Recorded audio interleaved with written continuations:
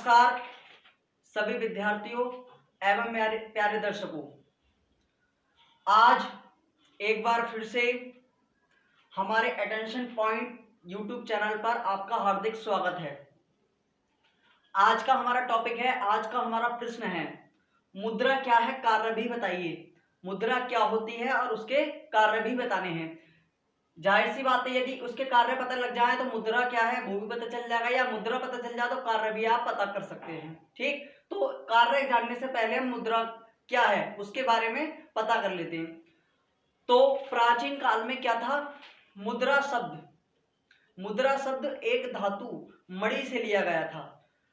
ठीक, मुद्रा को अंग्रेजी में मनी कहते हैं। मनी शब्द लैटिन भाषा के मोनिटस शब्द से लिया गया था।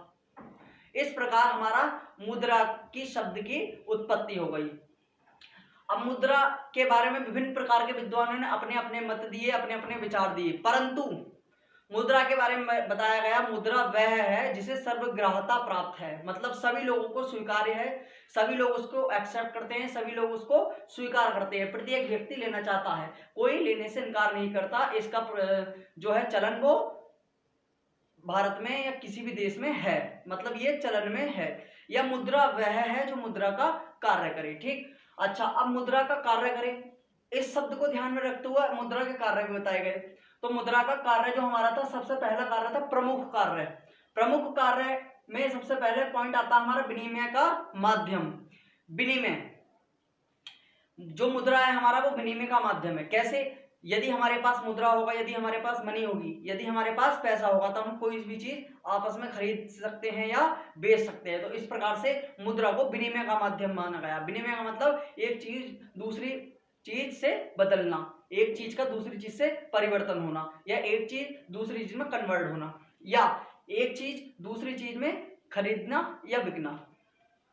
मूल्य का मापक, यदि मुद्रा चलन में होगी तो मुद्रा का जो मूल्य है उसका हम मापन कर सकते हैं, उसको आंका जा सकता है, उसको माप सकते हैं। यदि मुद्रा ही नहीं होगी तो किसी वस्तु का मूल्य कैसे मापेंगे। अगला है हमारा दूसरा कार्य जो है गौड़ कार्य, बी। मुद्रा के चार कार्य हैं, ए बी सी डी। तो जो हमारा बी है उसका नाम है गौड़ कार्य। गौड़ कार्य में सबसे पहला आता है भावी भुगतान का आधार। भावी भुगतान का आधार है, मतलब जो हमारा मुद्रा है, मुद्रा के द्वारा, भावी का मतलब भविष्य में होने वाले जितने भी भुगतान है, जितने भी पेमेंट है, वो कैसे होंगे।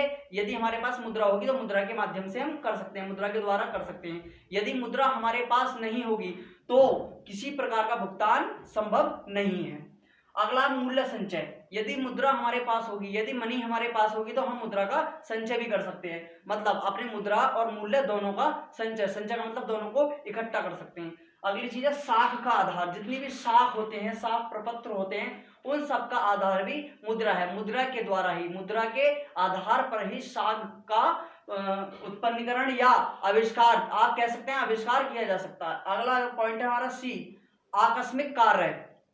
आकस्मिक का मतलब अचानक या बहुत ही जरूरी, ये भी कह सकते हैं आप, जरूरी, आवश्यक या इमरजेंसी वाले कार्य। जैसे समाज की आय का वितरण जरूरी कार्य है, मतलब समाज में जब सभी व्यक्ति की, सभी व्यवसायों की या सभी व्यापार जगत के व्यापारियों की जो आय है वो किस पर निर्भर करती है, मुद्रा पे। यदि मुद्रा नहीं है तो आय नहीं होगी। ठीक, तो समाज की आय का वितरण, जब आय प्राप्त हो जाएगी प्रत्येक लोगों को, प्रत्येक देशवासी को, समाज के प्रत्येक वर्ग को, तब समाज की आय का वितरण भी मुद्रा के द्वारा ही संभव है। अगला पॉइंट हमारा पूंजी के उत्पादन में वृद्धि। यदि मुद्रा चलन में होगी, यदि मुद्रा चलन में होगी तब पूंजी का जो उत्पादन है, पूंजी जो है हमारी, उसका उत्पादन है वो भी संभव हो सकता है और उसमें वृद्धि हो सकती है। यदि हमारे पास मुद्रा नहीं होगी तो पूंजी कैसे प्राप्त होगी, और पूंजी नहीं होगी तो उसमें वृद्धि कैसे होगी। यदि मुद्रा चलन में होगी तो मुद्रा कार्य हो जाता है पूंजी के उत्पादन में वृद्धि करना। पूंजी जितनी आ रही है हमारे पास उसकी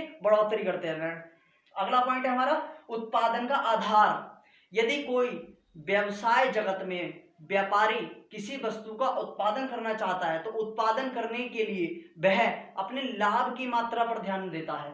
यदि वो किसी चीज का उत्पादन करेगा तो वो देखता है कि उससे उसे लाभ होगा या नहीं। अच्छा, उत्पादन करने में और लाभ करने में, उत्पादन और लाभ दोनों ही मुद्रा के माध्यम से किए जा सकते हैं। अगला पॉइंट है हमारा अधिकतम संतुष्टि। मुद्रा के द्वारा मुद्रा के द्वारा हमें अधिकतम बहुत ज्यादा संतुष्टि प्राप्त हो सकती है। यदि मुद्रा का विकास हो गया, यदि मुद्रा चलन में आ गई, तो अधिकतम संतुष्टि का मतलब प्रत्येक सौदा या प्रत्येक वस्तु हमें कम समय और कम श्रम, मतलब कम टाइम में और कम मेहनत लगाकर प्राप्त की जा सकती है। अगला लास्ट कार्य है हमारा डी, अन्य कार्य। अन्य कार्य का मतलब है पहला शोधन क्षमता बनाए रखना। जो शोधन क्षमता होती है प्रपत्र की, विपत्र की, या जितने बिल होते हैं, किसी भी प्रपत्र मूल्यवान दस्तावेजों की शोधन क्षमता है वो मुद्रा के द्वारा ही बनाई जा सकती है। मुद्रा के द्वारा शोधन क्षमता बनाए रखने का भी बहुत बड़ा योगदान है। अगला पॉइंट है हमारा निर्णय का वाहक। निर्णय का वाहक, इसका मतलब यह है कि यदि मुद्रा चलन में है तब किसी भी विषय वस्तु का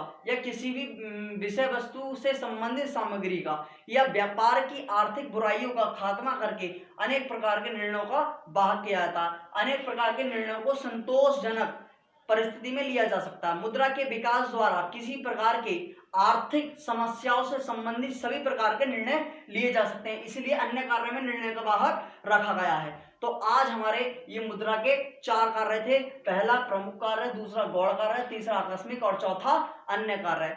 आज की वीडियो में मैंने आपको मुद्रा क्या है, मुद्रा के कार्य बताए। आशा है कि आपको ये कार्य सब समझ में आ गए होंगे। धन्यवाद।